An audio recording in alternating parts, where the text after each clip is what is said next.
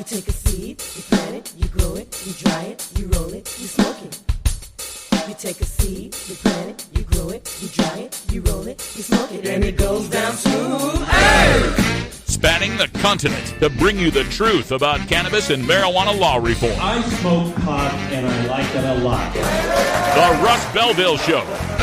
The voice of the marijuana nation. It's like marijuana ought to be legalized. Good people smoke marijuana. Now, here's your host, Radical Russ Belville. Good day, tokers and tokettes and non-toking lovers of liberty. It is Wednesday, March 15th, 2017, and it's got to be 420 somewhere in the world. It's episode number 908, and coming up on today's show, in the news, more drug testing for unemployment just needs Trump's signature. In our cannabis focus, Attorney General Jeff Sessions says marijuana is only slightly less awful than heroin.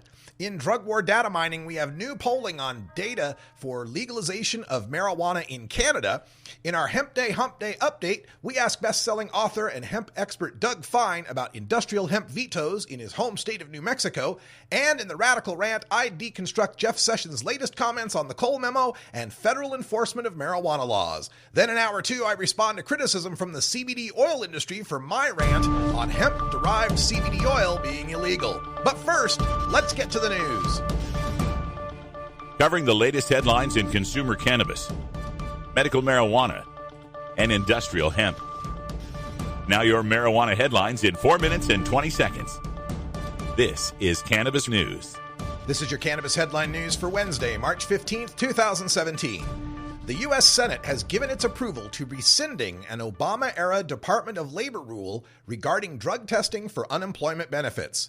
The joint resolution passed the House on a 236 to 189 party line vote, with just one Republican joining the Democrats in opposition. Without amendment, the resolution passed the Senate last night on a 51 to 48 vote, with all Republicans voting in favor except one not voting, and all Democrats opposed.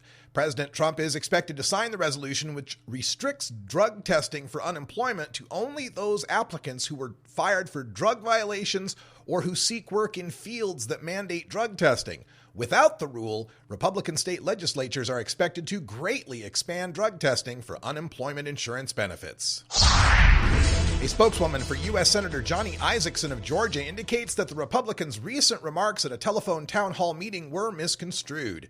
During the meeting, Senator Isakson said, quote, "I think cannabis oil derived from marijuana can be helpful and under regulation for medical purposes should be allowed," end quote.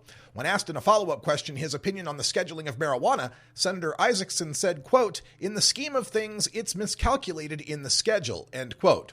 The spokeswoman told the Atlanta Journal-Constitution that the senator only supports rescheduling cannabis oil under the U.S. Drug Enforcement Administration system, not marijuana more broadly. A proposal to reduce the penalty for possessing small amounts of marijuana in New Mexico is working its way toward the House floor as the legislative session nears adjournment. The bill already passed the Senate on a 33-9 vote, and it cleared its first House committee Tuesday. It must make it through one more committee before reaching the House floor. The session ends at noon Saturday.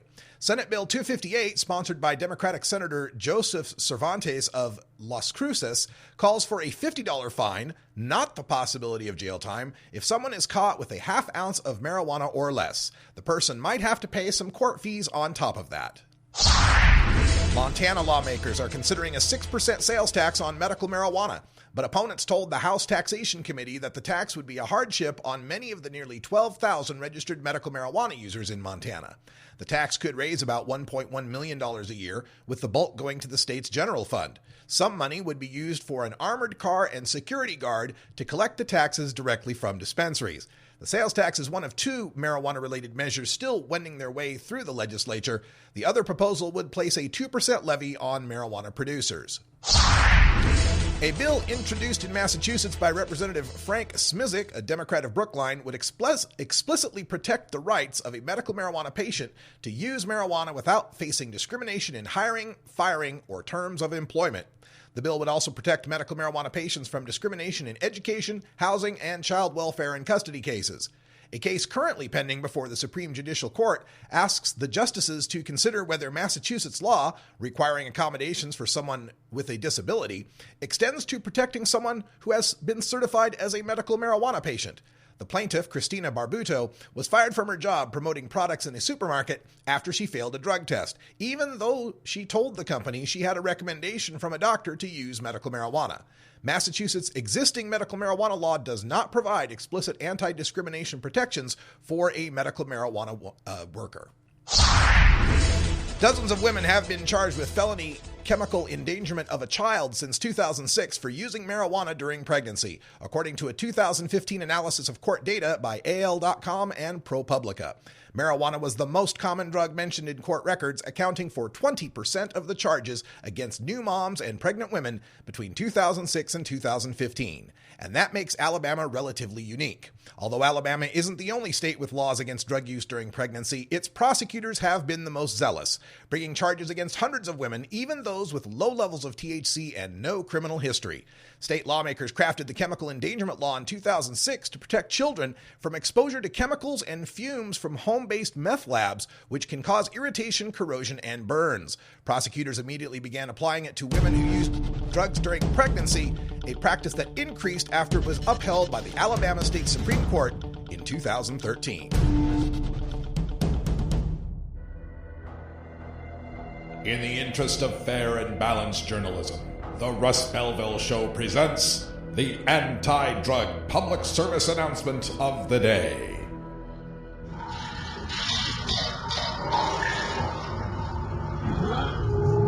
These days, most people who get addicted to heroin start by snorting it.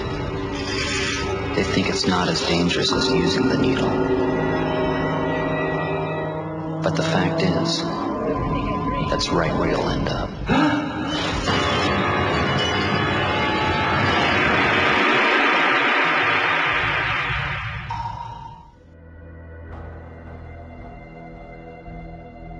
This has been the Russ Belville Show's anti-drug public service announcement of the day, exclusively on RadicalRuss.com.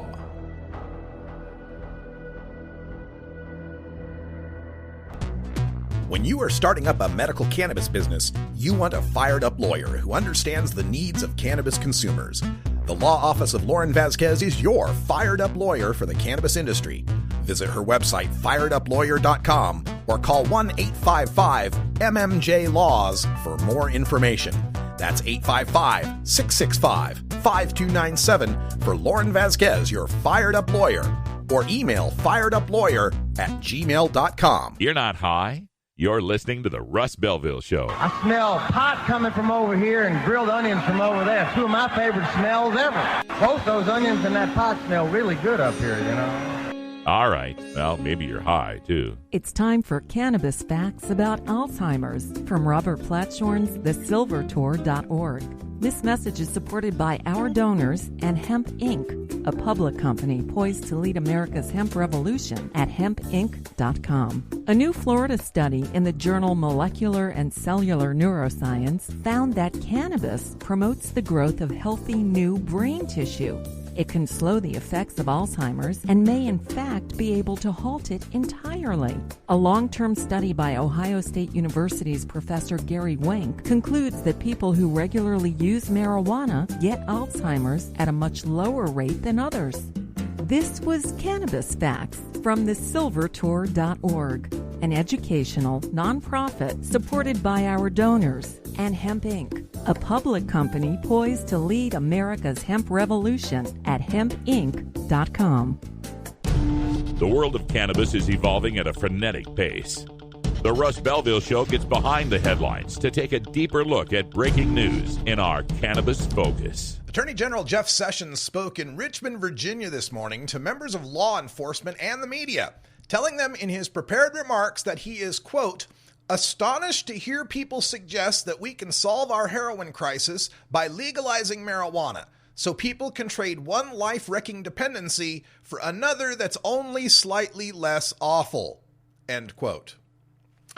Wow. Well, it's refreshing to finally hear someone within the Department of Justice admit the obvious, that marijuana is less harmful than heroin.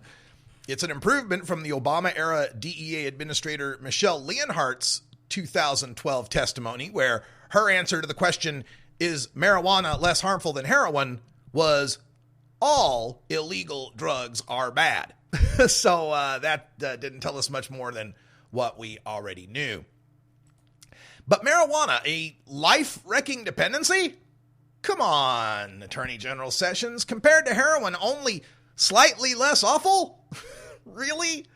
Dependency on heroin can kill a person. Dependency on marijuana cannot. There is a huge gap on the life-wrecking scale that Attorney General Sessions is missing here, especially the two legal drugs, alcohol and tobacco, whose capacity to wreck and end lives approaches that of heroin. And Sessions is clearly behind when it comes to the relationship between legal access to marijuana and reduction in opiate overdose deaths.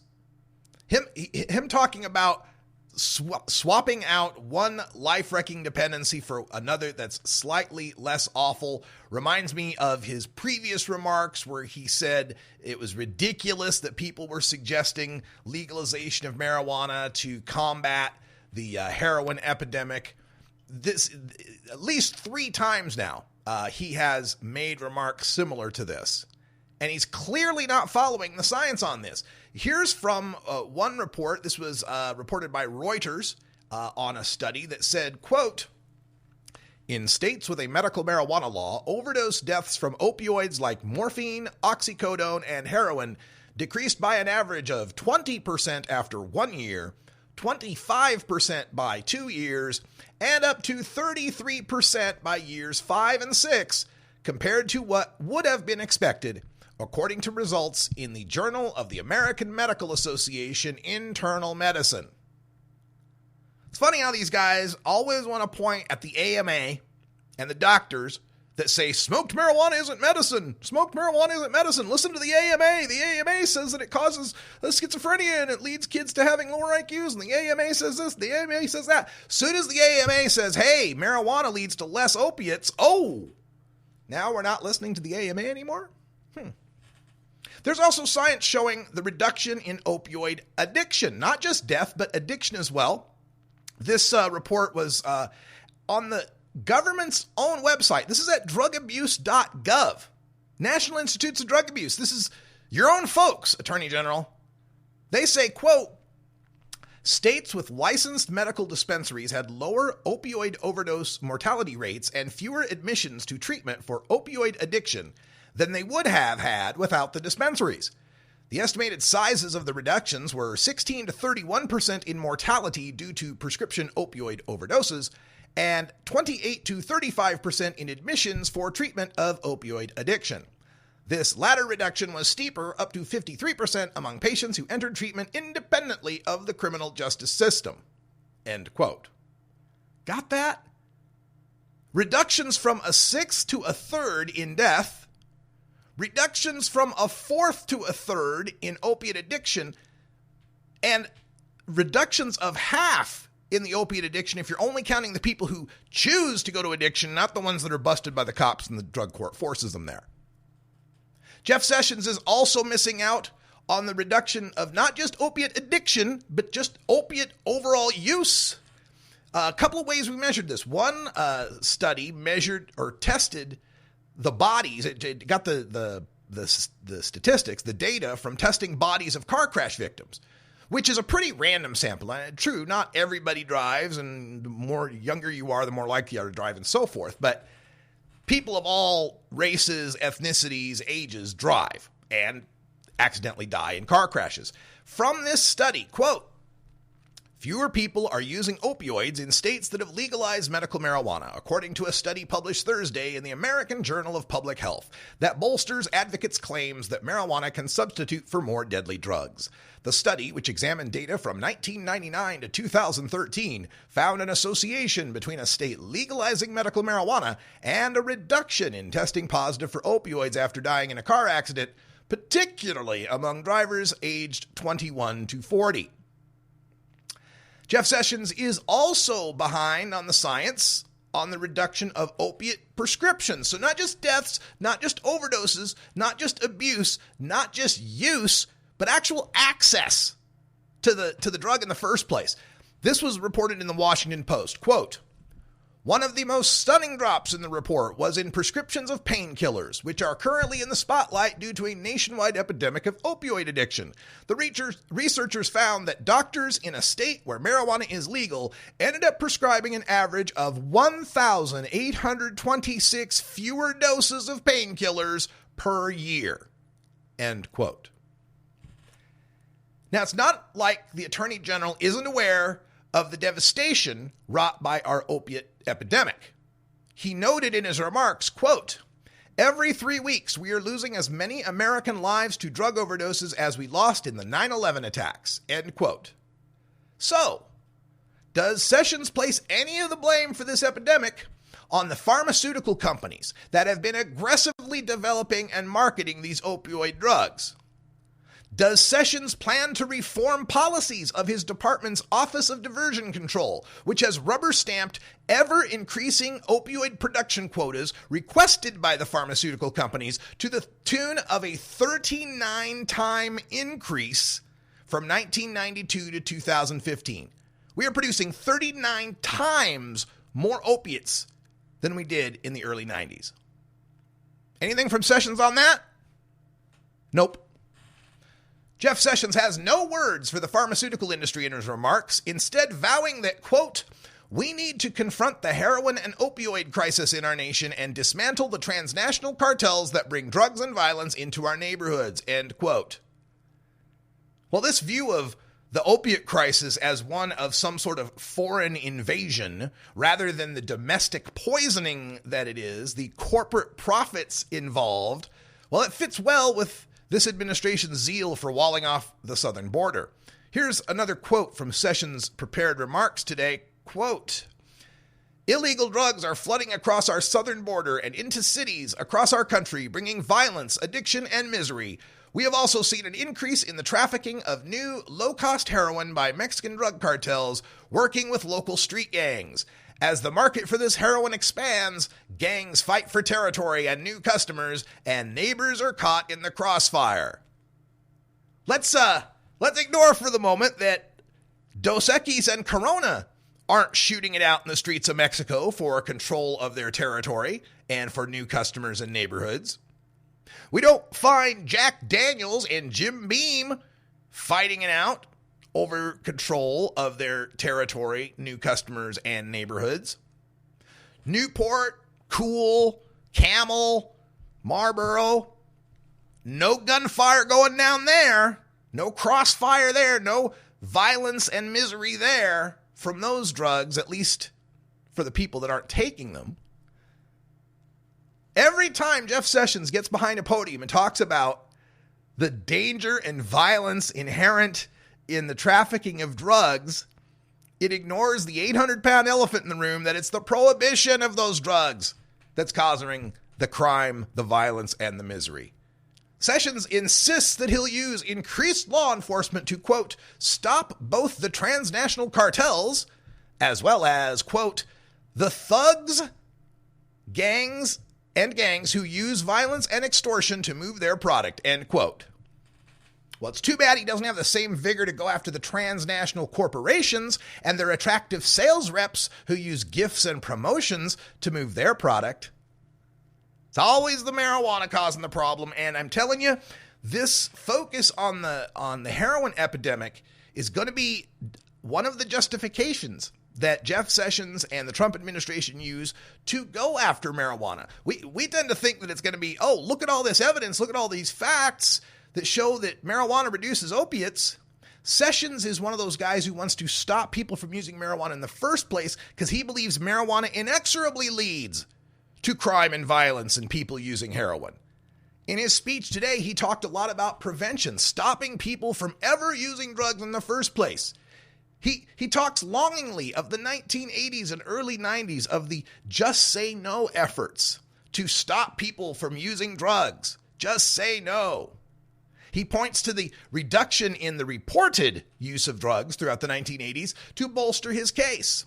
He is going to make the argument that we need to crack down on the liberalization of recreational marijuana because it's the liberalization of those attitudes that leads people to want to try drugs and then makes them believe that they can use them with impunity. This is a very tough argument to make. Oh, won't somebody please think of the children? Now, it's my hope that saner heads will prevail, and they'll look at the facts, science, reason, and logic and realize that people smoking pot is a better thing than people dying of opiates. Then again, looking at their new health care bill, I'm not so sure the Republicans are that concerned about people dying off. That could be the goal. Happy 420 Mountain Time Zone. We'll be right back with some Canadian polls right after this, eh?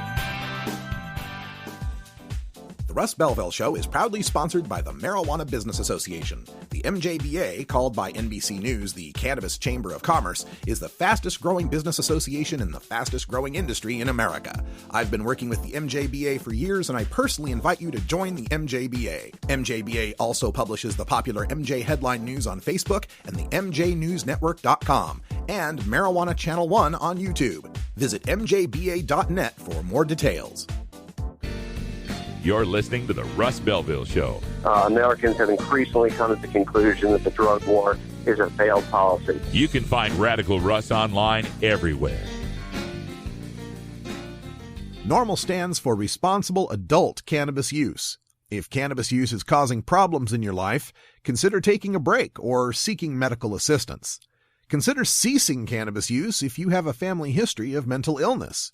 Don't drive or operate heavy machinery while impaired by cannabis use.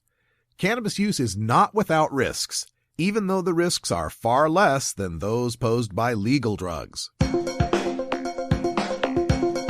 Promoting the end of adult cannabis prohibition is easy because we have facts, science, reason, compassion, evidence, truth, and logic on our side.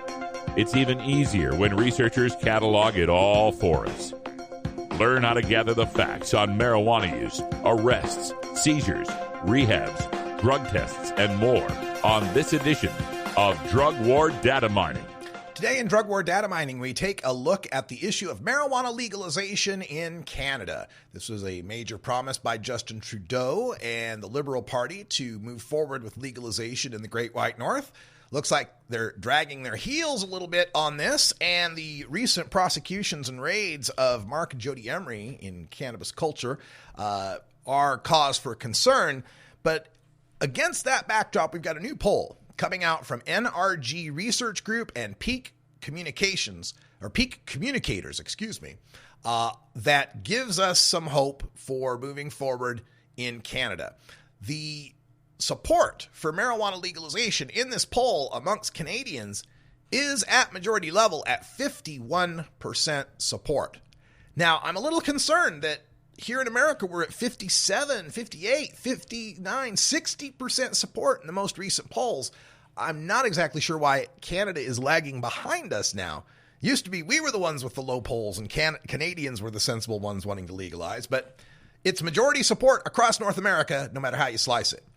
According to the poll, 1/3 of Canadians oppose legalization, even 33%, and 14% are undecided, neither support nor oppose. The support, of course, is greatest amongst youngest Canadians. Those aged 18 to 34 show 60% support. And there's more support out west, just like the United States, where Manitobans are at 59% support and British Columbians at 57% support. Quebecers are the most likely to oppose legalization at 37% support. And, of course, people who currently smoke marijuana are much more likely to support its legalization, 83% versus 46%. So that's something of concern there. People that don't smoke marijuana are the largest group of voters. You know, those of us who smoke pot range from 8 to 14% of us, depending on how you look at it. So you've got to get the votes of people that don't smoke marijuana, and having them at only 46% support is a little concerning. Now, they asked also about legalization unfolding in Canada, what they thought it should include, what they thought it would affect in Canada.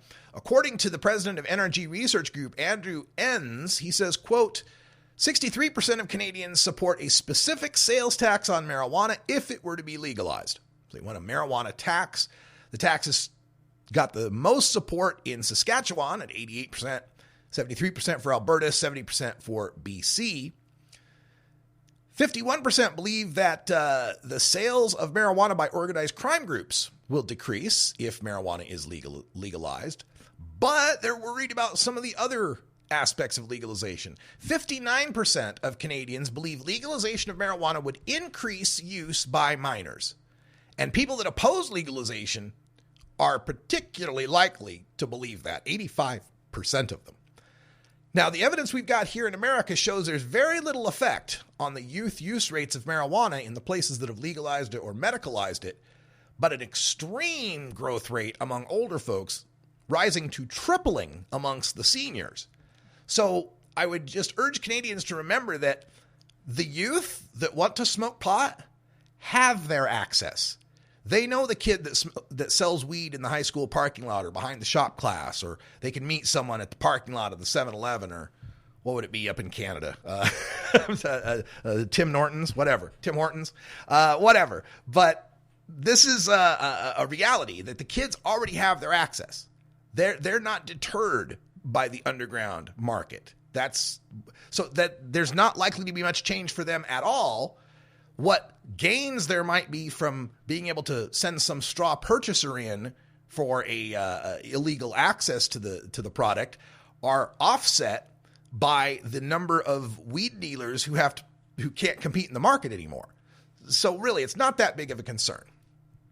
Also, they find that 87% of Canadians think that marijuana sales, if legalized, should be limited to adults in the same manner as alcohol and tobacco, which is an interesting prospect given that there are differing alcohol laws throughout the provinces in Canada. Some 19-year-old drinking age, some have an 18 drinking age. I think Quebec is. Is there one with a 21 drinking age? I'm not sure, but I think that would be interesting. So we'd have to pick which alcohol would we treat it like. 2/3 of the Canadians, 67%, believe legalization would increase people driving under the influence of marijuana. And again, Canadians, let me make this point clear to you. Marijuana legalization does not invent cars and driving. For as long as there's been marijuana in cars, there have been people smoking and driving, and it hasn't caused stoned mayhem on the freeways. We have not seen massive incidents, massive increases in our statistics in highway fatalities or wrecks or crashes or anything like that based on whether a place has a lot or a little marijuana use. It just doesn't correlate.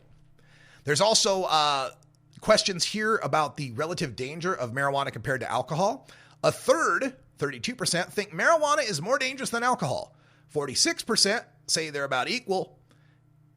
Folks, we got to get you around on this one. A third that think marijuana is more dangerous than alcohol. We can't even get those kind of numbers in the United States anymore. Wow. Adults over 30 or under 35 are more likely than older adults to perceive marijuana use as no more dangerous than drinking. There's also a gap in consumption.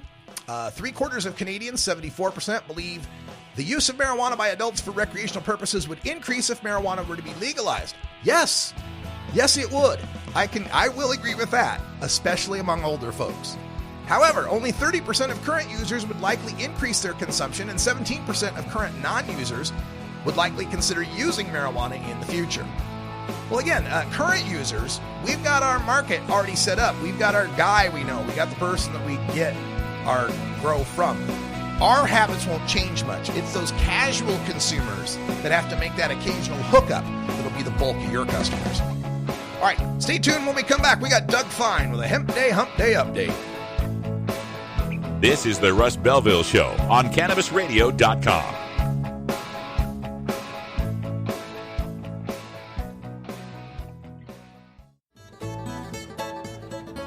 New beginner guitars and banjos are often constructed much better than ones built before your time. Why struggle? Get a new instrument or fix the old one. The trusted professionals at the Fingerboard Extension will evaluate your instrument for free. Repairs are priced for people who work for a living. Stop by the Fingerboard Extension downtown Corvallis at 120 Northwest 2nd Street today, or check out its inventory on the web at fingerboardextension.com. You're listening to the Russ Belville Show. Criminalizing marijuana is costing us a fortune. You can find Radical Russ online everywhere.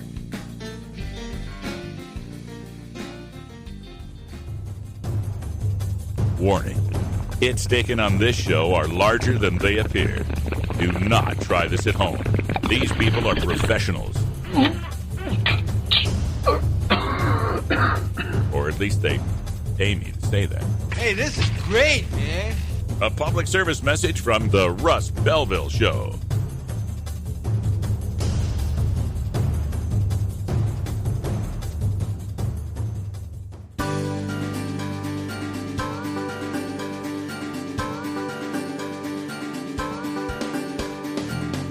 Marijuana legalization also ushers in the return of the American hemp industry. Get the latest news from the author of Hempbound and Too High to Fail, Doug Fine, in our Hemp Day Hump Day Update. Well, today in our Hemp Day Hump Day Update, it's particularly appropriate because we've got hemp news coming out of the state of New Mexico, where our next guest is usually located. It's Doug Fine, the author of Hempbound and Too High to Fail, the acclaimed hemp expert. How you doing, Doug? Wow. Thanks for the kind introduction, Russ. I'm doing great. Thank you. And I am here on the Funky Butte Ranch in New Mexico. Okay, so the latest news I had given folks on New Mexico and hemp is, once again, your Republican governor, Susana Martinez, has vetoed not one but two different hemp bills. What do you make of all this there, Doug? For somebody who's been working on it for several years and helped write some versions, last week I stopped in outside of Santa Fe to pass off a bottle of my own Vermont group's hemp product to sponsoring legislator so he could wave it around on the Senate floor. It's not a shock. It comes down to a lot of political infighting stuff. None of this changes that it's horribly wrong, but if you really want the up to the minute, there is now a bill. It's got 3 days till the end of the session. But there's a bill that evidently is very similar to the weaker of the two that the governor evidently is friendly to. So we'll see. We'll see if it will happen. It's disappointing regardless, because the better bill allowed for New Mexico to be one of the more robust programs, namely farmers planting hemp, as opposed to this kind of like cautious nonsense that some states are doing in terms of very limited initial trials. Now, the plan then is to go with this new bill that she may be more amenable to. Was there not enough support in the chamber for an override of the vetoes? I was wondering the same thing, and there's just 3 more days in the session. I guess it was thought that this might be easier, and because it may have either stemmed with her or at least coming through an ally, there might be some space saving for it, because it's evidently very similar to one of the bills that was vetoed, again, as I said, the weaker of the bill. And that one was put forth for the 3rd year in a row by sort of our governor's political nemesis, and she doesn't tend to smile on those kind of bills. But there was a better one put forth by somebody else that she also vetoed. And those of us who had been working on the bill, including in discussions with the governor's office, were disappointed. But if they want to drive business out of the state, that's a good way to do it. Well, there'll be a few more states for her to drive business to as industrial hemp continues to pick up support all across the country. It's just a week away from the vernal equinox. We're approaching the first day of spring here. So what do you got for us on the update for the spring planting? Where are we planting hemp? How much of it? And how much are we going to harvest? Well, as it has every year since federal law allowed hemp to be planted again in the 2014 Farm Bill under research conditions, the acreage is slated to triple again. There are people growing more acreage, individual farms in Kentucky and Colorado next year than the entire nation, or even actually all of North America, grew just 3 years ago. So hemp, under difficult conditions, is experiencing monstrous growth. Programs, multiple projects I'm involved in, look to be growing in terms of increasing acreage. So it's looking very, very promising. At the moment, besides having this exciting product release for our Vermont product I can tell you about, we also, I'm also helping a lot of states, helping some Indian tribes, farmers in states. And whenever you get into the state bureaucracies, there's real frustration because the truth is very, very simple, which is just there doesn't need to be regulations for hemp, and it's just a crop. This is where everything's heading on the federal level. And so it's a bit frustrating to be dealing in different states with fears and rear view mirror looking that is irrelevant. And so that part's always frustrating, and that's why I live on a goat ranch and I don't get involved in politics, but sometimes you have to. Indeed. So of these states that are currently putting hemp in the ground, which ones got the most that we'll be looking forward to? Kentucky and Colorado both will have potentially each north of 10,000 acres in each of those states, which is astounding. A state that I'm involved in, which is Vermont, is small, but providing sort of a high-end craft kind of Ben & Jerry's kind of market. There's the acreage is growing in proportion with the growth of the rest of the industry in Vermont. I'm really kind of proud of Vermont. Washington's coming online. It's in a limited way. You're not allowed to grow for applications deriving from the flower, which, again, it's insane is not too not too strong a word for that. I like to think of forgetting about the health benefits of healthy products. Just imagine Steve Jobs and Larry Ellison and these people at the forefront of the Silicon Valley revolution in the 1970s saying, you can only manufacture devices from these type of elements. It's pure hampering of an important economy. And then another issue is, even though federal law explicitly allows permitted hemp farmers to transfer viable seed to other permitted hemp farmers, some states get that. Other states are acting as though they have to involve agencies and import seeds when American farmers already have high-quality viable seed. And so there's bumps and frustrations and hurdles. But I'm proud to say our Vermont group got in a multi-ton harvest, and we're excited to plant again. Now, we're, of course, excited about these harvests, but the next step is processing that hemp. This is a part of the hemp industry that we've talked about in the past. It's kind of lacking. Are there any developments in the corporate world or through the hemp states themselves to do the decorticization and the other processing plants that are needed? A great question. And so I have the luxury of being a luxury provider in that in growing 23 acres and then growing moderately from that this year in Vermont, we are high-end craft people who press our oil on our farm. Besides the quality of the product, we have that extra branding ability to say everything in our product, in our first-year product, came from our farm. So for this product called Hemp in Hemp that we're doing, which is the flower of the plant infused in the seed oil from the same plant, it's a sort of massage oil, sore muscle salve. I love it in the bath kind of thing. For that, we processed it entirely on our own, and again, as we grow, that's going to be impossible to continue. So we are too going to be looking for processing infrastructure.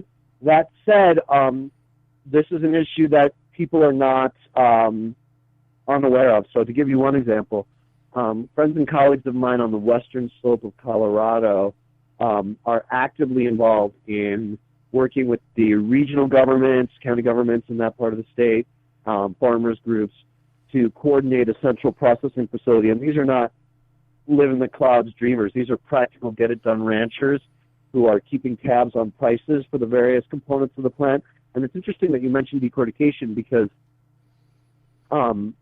fiber is really surprising me in the way that it's coming on. It's the fastest growing component of the plant in Canada, and we in over month we've had to turn down a big, very big fiber order this year because we just didn't focus on that side of the plant. And it's good to know that people are starting to think about hemp's many uses in fiber, seed, and flour. Yeah, that's good to hear. We reported on a story about the DEA updating, making a clarification about CBD derived from hemp. And they said that there are no cannabinoids within the hemp stock or the seed or the sterilized seed from which you could get CBD oil. They have to be getting it from resins that are sticking to the stalk or to the seeds. And I know we've talked in the past about some of these hemp farmers looking at growing hemp specifically for the flower production for CBD. Do you think this clarification makes any difference to them since they're just dealing with it on the state level, or is it something from the feds, that it's going to be kind of scary to hemp farmers? Oh, it's a big enough deal to hemp farmers that the Hemp Industries Association filed a lawsuit against the reclassification. Oh. Flower applications and the nutraceuticals market is arguably the biggest segment of the economy. It's non-psychoactive if the THC levels in the final products meet federal hemp definitions. And so it's both legally incorrect based on the Farm Bill and also just insane on a practical level to try to call any component of the cannabis plant other than THC to claim that it's under the purview of the Controlled Substances Act. So it's good to know as a hemp farmer and a hemp entrepreneur that the industry trade groups have our back, and hopefully nobody is going to have to be made an example of. But if they do, we'll prevail.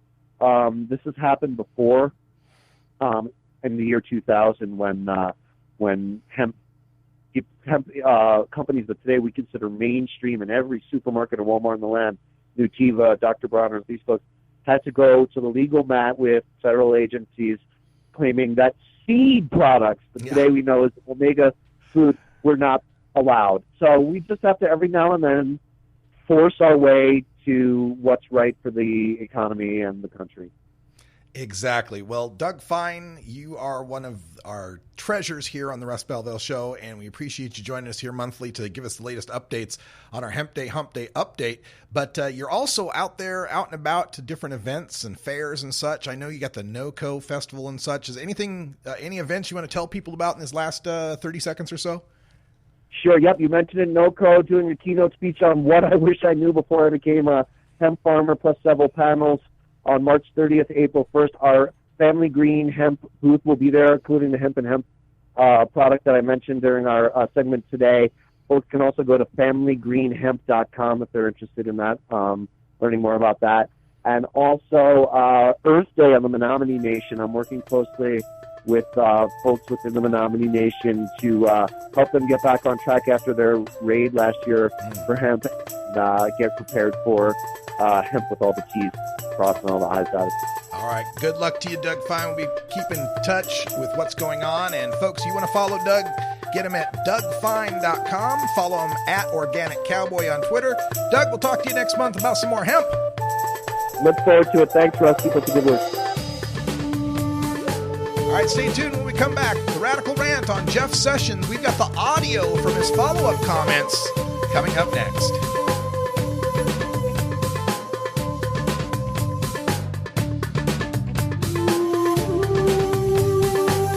This is the Russ Belville Show on CannabisRadio.com.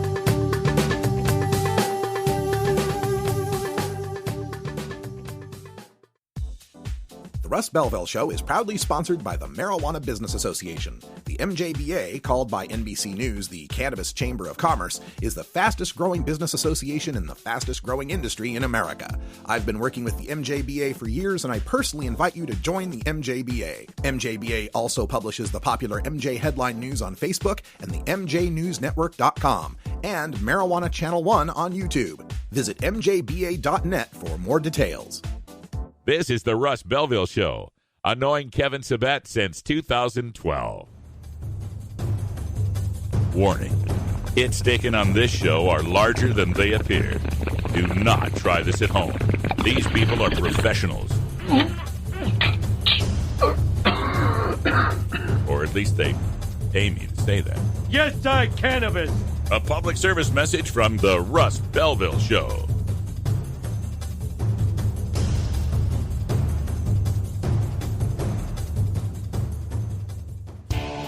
Total war against public enemy number one. 10 federal criminal penalties for up to 1 ounce of marijuana. Marijuana is probably the most dangerous drug. Legalization is just another word for surrender. I experimented with marijuana and didn't inhale. This is not medicine. This is a Cheech and Chong show. Encourage people to use less drugs. I am here.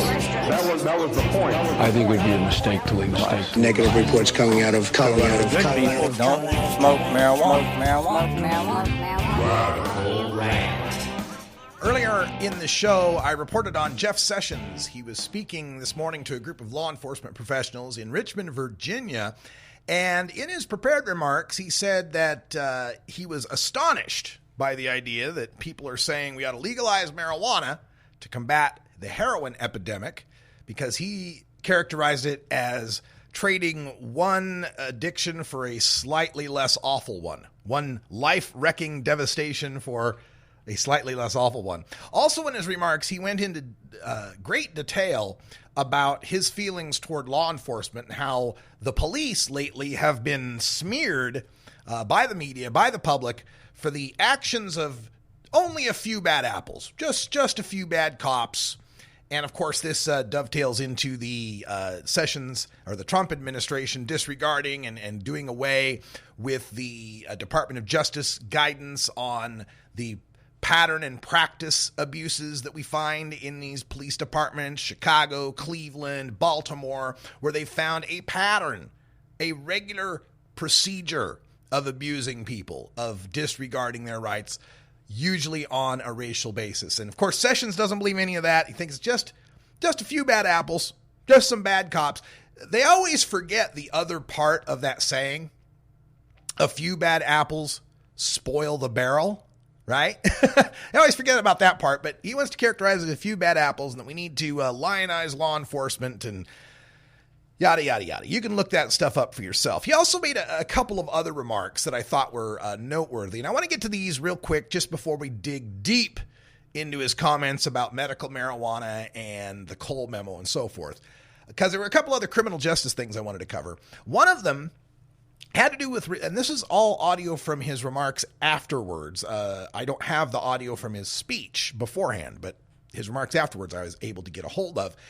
And there was part of the discussion where the reporters were asking about this pattern and practice, these police abuses, these racist police departments that have been under direction of the Department of Justice because of this. And he offered this interesting justification, an interesting defense of what some of these police departments are going through. When you fight crime, you have to fight it where it is. And you may have at some point an impact that of a racial nature that we hate to see, but if it's done properly, it's the right thing. In other words, if it's focused fairly and objectively on dangerous criminals, then you're doing the right thing. So this is that old defense of, well, the reason why we're arresting so many black and Latino people is because that's where the crime is. We go to the crime-ridden neighborhoods of the inner cities and where poor people are living. That's where all the crime is. And my goodness, there's all the criminals are black and brown. And it just so happened that's where the crime is. We've heard that justification before. The other, and again, the debunk of that justification is, there's plenty of crime in the rich white neighborhoods. It's just white-collar crime. It's just all sorts of crimes we don't bother to prosecute. That's the problem. Also, it ignores the fact that by establishing this war on certain American citizens using non-pharmaceutical, non-alcoholic, tobacco-free drugs, we incentivize the officers to make these low-level drug arrests that are easily made in the city amongst people that don't have a suburban garage or a park or a basement someplace to hang out and smoke dope, but they're out there on the stoop or in the city alleys or whatever. They're easy to bust. And given that they're poor, they're less likely to have lawyers or know their rights, and so we can get better arrest statistics. He ignores all of that part. Another controversy that the reporters asked him about today in Richmond was about This claim by the President of the United States that the previous President of the United States tapped his phones, Sessions couldn't quite stammer out a good answer to this, could he? Do you ever give him any reason to believe that he was wiretapped by the previous administration? Look, the answer is no.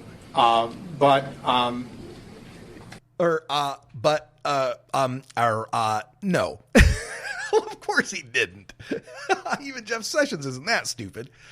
All right, so we got that out of the way. Let's talk about the marijuana comments.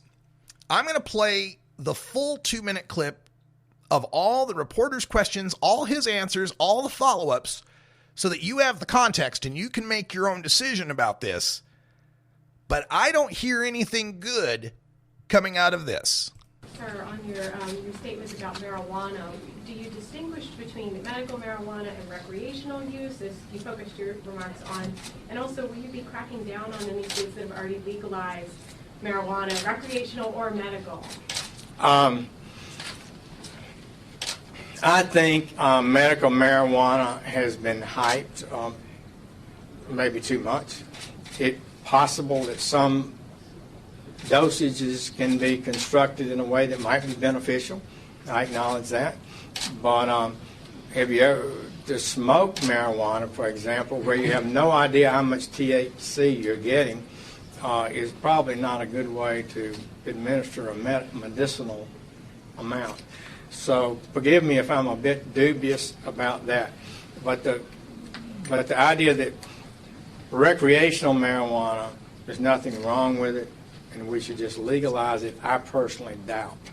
And I'm not in favor of that, based on my personal experience. Wait, but will you sue states that have legalized marijuana, or will you push for arrests in those states? States can, no, I've made clear about where we stand on that. One of the former judges asked for more time. I'll just repeat it. The federal law on marijuana remains in effect in every state. It's not eviscerated because a state ceases to enforce the law in that state. The Cole Memorandum set up some policies under President Obama's Department of Justice about how cases should be selected in those states and what would be appropriate for federal prosecution, much of which I think is valid. I may have some different ideas myself in addition to that, but essentially we're not able to go into a state and pick up the work that the police and sheriffs have been doing for decades. So in those remarks, many people are, I think, taking him to be far more positive than they really are. And to illustrate this, I just want to go through this step by step so that we can kind of listen to it and think about it together. Because trying to figure out Jeff Sessions' intent regarding the Cole memo has pretty much divided the marijuana punditocracy. It's like the blue-black dress debate. It just depends on how you see it, what you think's going on. There are those out there who find some solace in his remarks. They interpret his vague comments positively in the context of allowing the status quo of federal hands-off of legal marijuana states to continue. And then there's those of us in my camp who interpret his vague comments negatively in the context of knowing that he's an unabashed drug warrior who waxes nostalgically about the just say no policies of the 1980s. So this is a guy who believes that marijuana is something that's just terrible, and that we need to do something about that. He believes that... My view is that crime does follow drugs. He believes... And it's false that marijuana use doesn't lead people to more drug use. And in an earlier set of remarks that echo what he said today about heroin... Marijuana is a cure for opiate abuse. Give me a break. I mean, this is the kind of argument that has been made out there, to just almost a desperate attempt to defend the harmlessness of marijuana or even its benefit. So this is that's the context we have to go with. This is a guy who believes this stuff at face value. And so when he said in his remarks... But essentially, we're not able go into a state and pick up the work that the police and sheriffs have been doing for decades. So if you're in the positive camp, you heard Sessions conceding that he won't fight the states that have legalized. If you're in the negative camp, you heard Sessions only conceding that he can't commandeer local law enforcement to aid in physical raids in the legal marijuana states. So that won't be the way that he cracks down on legal marijuana. Earlier, he was asked by right-wing talk show host Hugh Hewitt about cracking down on marijuana through the use of RICO laws. One RICO prosecution against one marijuana retailer in one state that has so-called legalization ends this facade and this flaunting of the supremacy clause. Will you be bringing such a case? And in response to that... Well, we'll be evaluating how we want to handle that. I think it's a little more complicated than one RICO case, I got to tell you. So people heard it's a little more complicated than one RICO case. If you're in the positive camp, you heard Sessions dismissing Hewitt's call for RICO prosecutions as something that's naive. If you're in the negative camp, you heard Sessions dismissing Hewitt's naive idea that just one RICO prosecution would be all it takes to crack down on marijuana.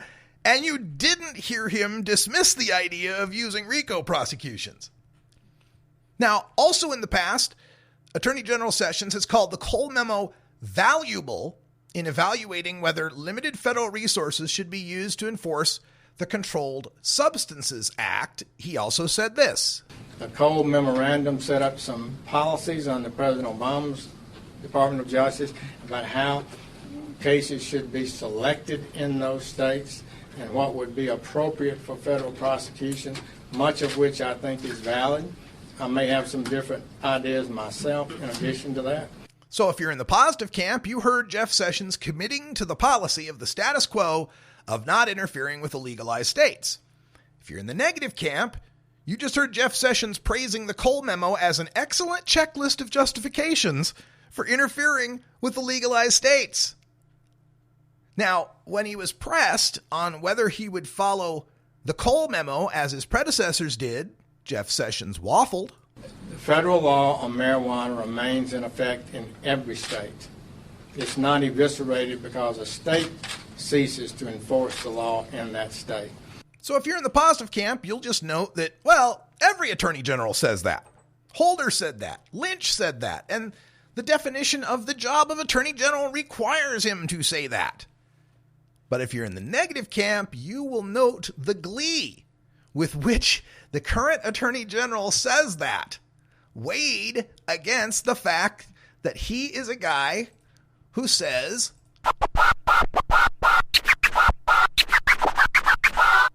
this drug is dangerous. You cannot play with it. It's not funny. It's not something to laugh about. And trying to send that message with clarity that good people don't smoke marijuana. Didn't know he was a DJ when he said that, did you?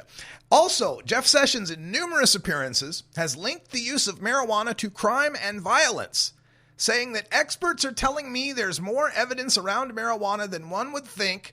Current levels of THC in marijuana are very high compared to what they were a few years ago, and we're seeing real violence around that. Well, if you're in the positive camp, you heard Jeff Sessions obviously talking about cartel and gang violence around illegal marijuana, not state legal marijuana. But if you're in the negative camp, you heard Sessions linking marijuana itself to crime and violence again, as he has done many, many times. As he said that marijuana leads to crime. We've heard this. Let's see if I can pull it up. My view is that crime does follow drugs.